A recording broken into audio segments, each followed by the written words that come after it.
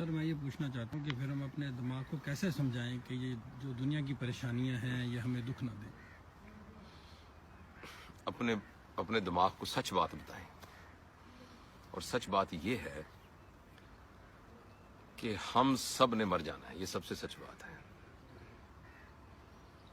اور اپنے آپ کو سچ بات یہ بتائیں کہ جب ہم اس دنیا میں آئے تھے نا تو ہم بالکل ننگ دھڑنگ تھے اور خالی ہاتھ تھے، اور اپنے دل کو یہ سمجھائیں کہ جب ہم جائیں گے تو ہم ننگ دھڑنگ اور خالی ہاتھ ہی ہوں گے۔ جو درمیان کا پیریڈ ہے نا، یہ بونس پیریڈ ہے، بونس پیریڈ۔ اس کے اندر آپ کا نقصان ہو ہی نہیں سکتا، ممکن ہی نہیں ہے کہ آپ کا کوئی نقصان ہو۔ جو کچھ بھی آپ کو حاصل ہونا ہے اس درمیان کے پیریڈ میں، وہ سارا کا سارا بونس ہے، آپ کا منافع ہے، نقصان کا تو کچھ آس ہی نہیں ہے، کیونکہ الٹیمیٹلی تو آپ نے بالکل خالی چلے جانا ہے۔ اور جتنی ہماری ایفرٹ ہے اس دنیا کے اندر خوشی حاصل کرنے کی، اس کو اگر آپ غور سے دیکھیں تو اس کے نتیجے میں جو چیزیں پروڈیوس ہوتی ہیں یا جو حیثیت پروڈیوس ہوتی ہے، وہ ساری کی ساری حیثیت یہ درمیان کے سفر کے لیے ہی ہے، بس آگے کے لیے تو کچھ نہیں ہے۔ تو اپنے آپ، اور دوسرا ہے کہ یہ ناگزیر ہے، مر جانا ناگزیر ہے۔ آپ جتنا مرضی کہتے رہے، روزانہ تسبیحاں کرتے رہے اس بات کی، میں نے نہیں مرنا، میں نے نہیں مرنا، میں مرنا نہیں چاہتا، میں مرنا نہیں چاہتا، اب جو مرضی کرتے رہے، جتنے مرضی خلوص سے کرتے رہے، مر تو جانا ہے۔ معاف کیجیے گا، مطلب اللہ کرے اللہ آپ کو بہت لمبی زندگی دے، لیکن میں آپ کے ساتھ یہ خبر شیئر کرنا چاہتا ہوں سیکرٹ کہ بہرحال آپ نے اور میں نے مر جانا ہے۔ اور اتنے ہمارے ارد گرد جتنے ہمیں پیارے نظر آ رہے ہیں اپنے، جن کے سانس کے ساتھ ہمارا سانس سڑکتا ہے، انہوں نے بھی مر جانا ہے۔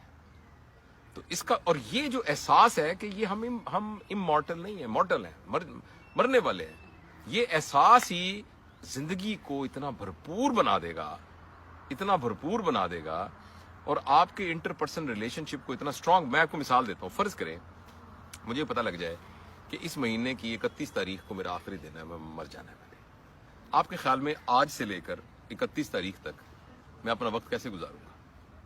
اس دوران میں مجھے کوئی ہوش ہوگا کہ میں لوگوں کی بے ایمانی کر کے لوگوں سے پیسے ہتھیاؤں؟ مجھے اس بات کا ہوش ہوگا کہ میں کسی کے منہ پہ تھپڑ ماروں؟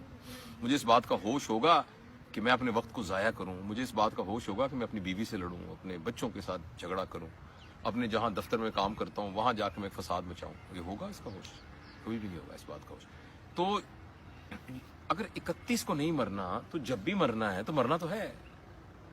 تو اس بات کو، جب بھی آپ کو یہ لگے نا کہ یار میں خوش نہیں ہو رہا اور پریشان نہیں ہو رہا، اپنے آپ کو سچ بتائیں، اور سچ یہ کہ بھائی صاحب آپ نے یہاں سے چلے جانا ہے، چونکہ آپ نے چلے جانا ہے لہٰذا اتنی گنجائش نہیں ہے ہمارے پاس کہ ہم اپنے لیے ایک اذیت اور مصیبت اکٹھی کریں۔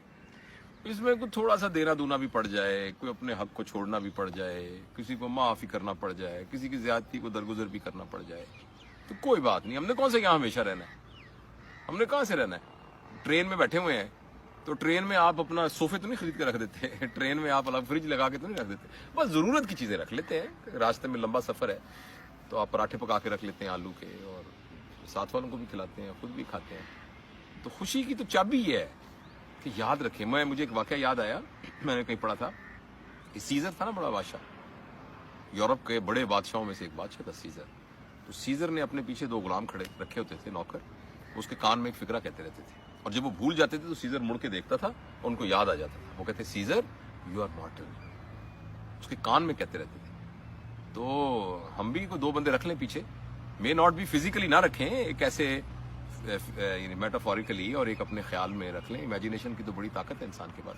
2 بندے یہاں بٹھا دیں، ویسے تو بیٹھے ہوئے ہیں 2 فرشتے، وہ آپ کے کان میں ہلکا ہلکا کہتے رہے بھائی جان یو آر مارٹل، بھائی جان آپ فانی ہیں۔ جس وقت آپ کو پتہ لگے گا میں فانی ہوں، اسی وقت زندگی اپنی بھرپور طاقت کے ساتھ نا آپ کے سامنے آ جائے گی۔